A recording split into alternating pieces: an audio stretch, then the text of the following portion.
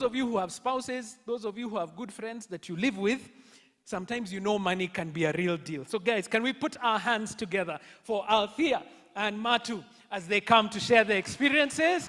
You know, the things that happened at home, yeah? It is serious. So Matu, how did you end up in Centonomy? Morning, everyone.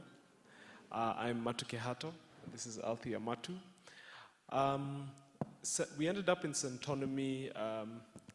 I'm a Christian, so I felt led to do Centonomy because my plan was to marry this lady. So that was very intentional.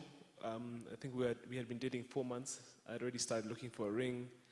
And I just felt that there were certain things that we need to start doing so that we prepare for marriage.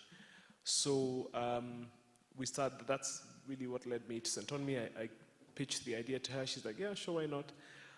Because we understood the data that a majority of marriages actually fail, not because of infidelity or abuse, but because of financial issues. Yeah. So, yeah. And Althea, how did you end up in Centonomy? As you can hear, I was roped in.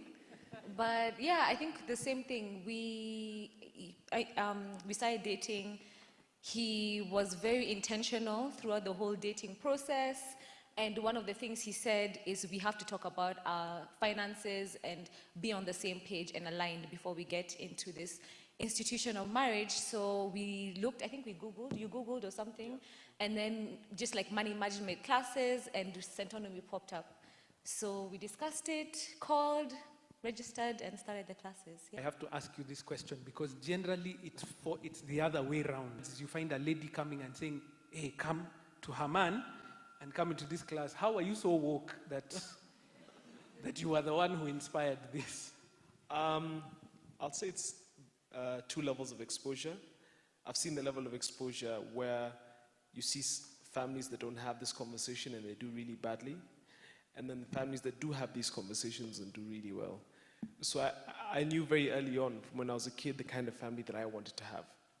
And it was the latter. I wanted to do well, I wanted to be wealthy, because I had been exposed to that in intensity, and my grandparents were a fantastic influence over my life in that regard.